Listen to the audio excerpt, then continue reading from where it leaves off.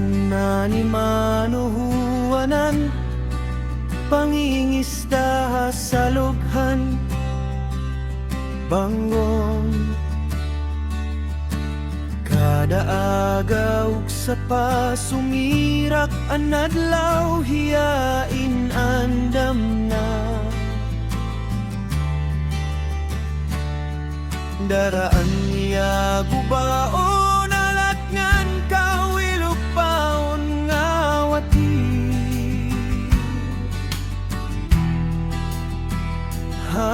Mamingaw nga sa loob, akabusok-busokan, ginsari niya ang swerte tikang haaga. Kukul bahiya kon nabat nga an niya paon, ginsisibad na.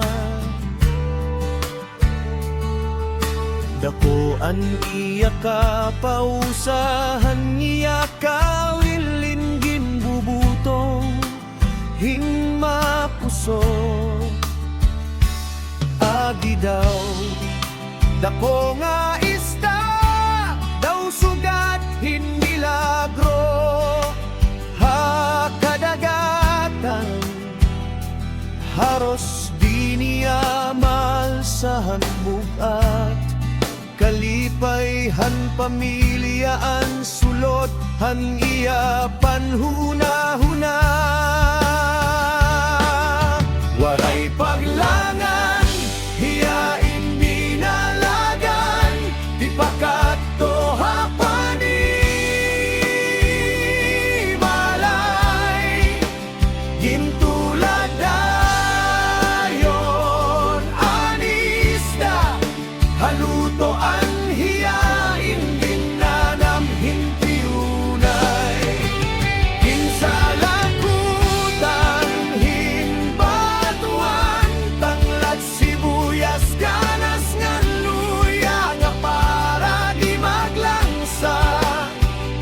Katapos igindugang ang mga dahon malunggay, salit ang sabaw, malagsingan masustansya.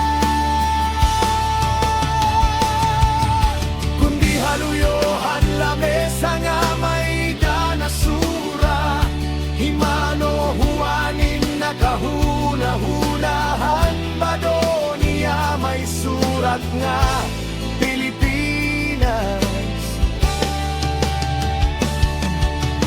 Kapot-kapot niya ang listahan, han utangan, kinahanglanon han iya pamilya. Hatungahan mga antos ngan di malas, bisan gutihay lang a grasya, hadako nga pagkinahanglan. Halabaw nga makagarahon, dako lagi hapon an iya pagpasalamat, hangin alotaga nga grasya, kay bisan ano pa nga kakurihan panahon, hiyain padayon nga pakibisok. Daraan kasing-kasing nga Pilipino, para ha pamilya hiyain matindo. Bisan bukti ay grasya, may pagpasalamat ha Ginoo.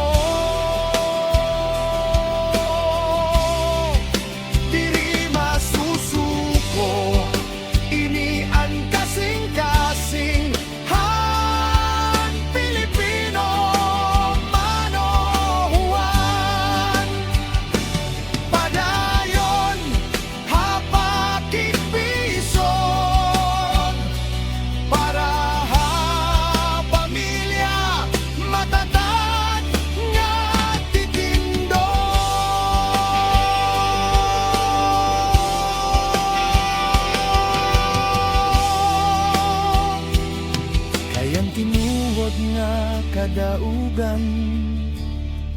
Dapit hapaning kamot ngan paglawong.